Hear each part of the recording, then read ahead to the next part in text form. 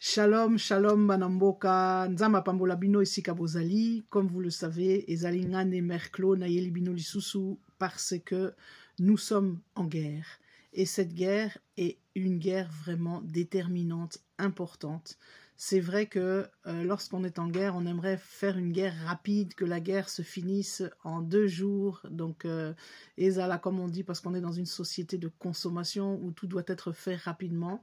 Mais ce n'est pas le cas. Cette guerre dans laquelle nous sommes est une guerre, comme on l'a dit, qui sera longue et populaire, mais dont l'issue, dont la victoire est déjà certaine.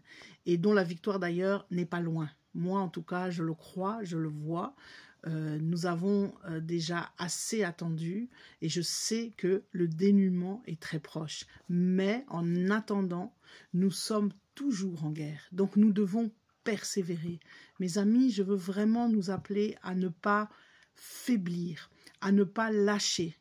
Le Seigneur m'a vraiment montré que nous sommes en pleine bataille. Et qu'en ce moment, la bataille fait rage à un point, vous n'avez pas idée.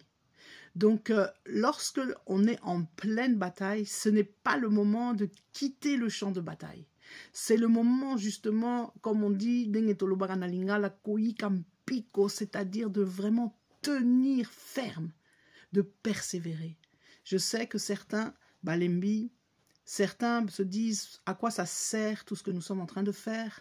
Certains peut-être même se résignent parce que, comme je l'ai dit, Dieu a doté le peuple congolais d'une capacité de résilience que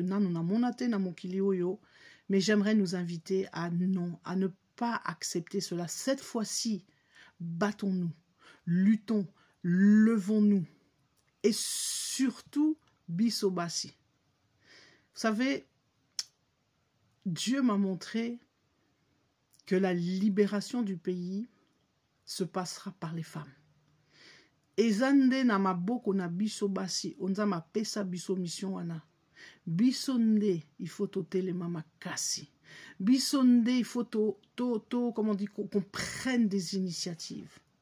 Que ça soit par rapport à la prière, que ça soit par rapport à d'autres initiatives. Et je sais que le peuple congolais, nos frères, nos sœurs n'ont pas attendu que je me lève aujourd'hui pour vous dire ça, pour faire, comme on dit, des actions, etc. Beaucoup de choses se font. Et je rends grâce à Dieu. Je dis bravo à mes frères, à mes sœurs congolaises, à toutes ces personnes, qu'elles soient dans le monde politique, dans le monde associatif, dans le monde, comme on dit, des églises, du ministère religieux. Bravo. Et beaucoup se sont levés depuis. Bazeli Karale Loté, Bandi depuis. Mais nous devons continuer, Bandeko. Ne lâchons pas. Vous savez, notre ennemi, il est aux abois. Notre ennemi, il est en train de vaciller. Mais la statue, comme on dit, n'est pas encore tombée. Donc nous devons continuer à bouger, à faire bouger pour que ça tombe. Vous voyez comment notre ennemi est en train de riposter. C'est pour vous dire qu'on est en plein combat.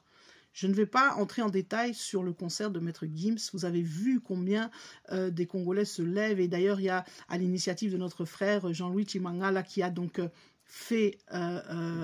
déposer une pétition pour que le concert ait lieu.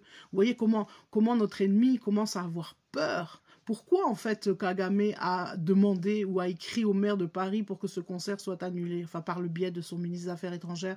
Pourquoi? Parce que tout simplement, le 7 avril est soi-disant la journée, enfin c'est la journée, c'est vrai, commémorative des massacres qu'ils ont vécus. Et donc, il ne veut pas que cette date puisse être occultée, en fait, par exemple, notre manifestation ou la manifestation de nos frères et nos sœurs congolaises. Parce que si ce concert a lieu, évidemment, on va parler du Congo, on va parler des massacres, on va parler du génocide, on va parler de beaucoup de choses. Et du coup, l'impact ou bien qu'avait leur génocide va diminuer, etc. Donc, vous voyez, nous sommes en fait dans une guerre médiatique. Voilà pourquoi je vous dis de ne pas baisser les bras. Il y a encore des batailles que nous devons mener. Même si on a comment dirais-je, eu quelques victoires, ce n'est pas gagné. Vous avez vu récemment, le Luxembourg s'est opposé à ce que l'Union européenne mette en application des sanctions vis-à-vis du Rwanda.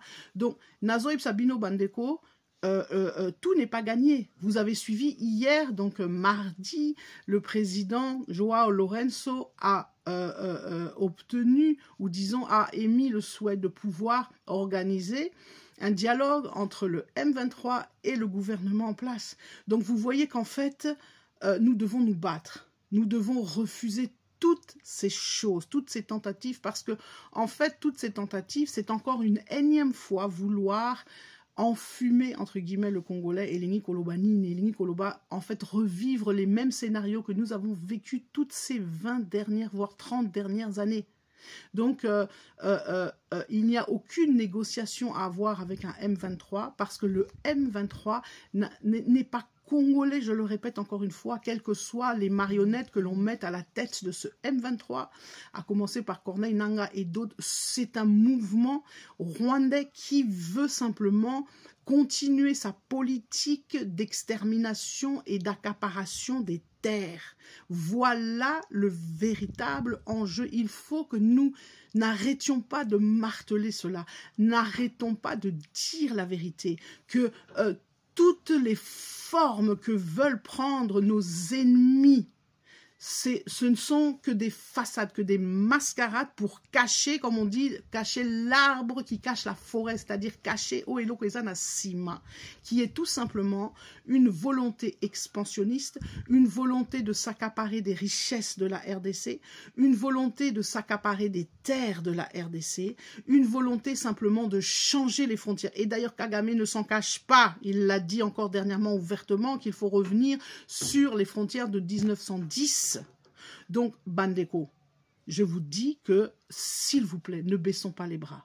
Continuons à faire ce lobbying, continuons à marteler les choses, continuons, Bandeko, à faire ce travail à chaque instant, à chaque endroit, koti ke la bango tenter, to loba vérité, to marteler vérité, to ti ke la kapenda bango na tenter, à chaque fois qu'un mensonge, à chaque fois qu'ils veulent se lever pour dire un mensonge, nous devons être là pour empêcher ces contre-vérités d'avoir de l'espace. Donc, Yangwana Bandeko, c'est un combat, c'est ça la guerre dans laquelle nous sommes. C'est ce qu'on appelle la guerre médiatique. Et cette guerre-là, nous devons la relayer, nous tous et toutes à notre niveau. Nous devons faire notre part et voilà pourquoi se lever en masse, ce que nous sommes en train de faire, ezalaba marche, ezalaba sitting, ezalaba mémo, ezalaba travail de lobbying, ezalaba comment dirais-je, ce travail d'être sur les réseaux partout pour proclamer haut et fort la vérité concernant la RDC. Voilà pourquoi nous devons continuer à le faire. N'acceptons aucun compromis vis-à-vis de ça. Parce que je vous dis, dans cette histoire, Dieu aussi est avec nous. Là, sur le plan spirituel, je suis en train de vous parler qu'il y a réellement une vraie guerre qui se passe.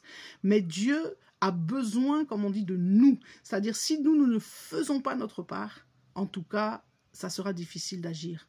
Et je suis contente, quand j'ai vu ce qui s'est passé là, à la journée de commémoration des droits des femmes en RDC, donc ce fameux 8 mars, vous avez tous et toutes suivi le discours de Maman Joël.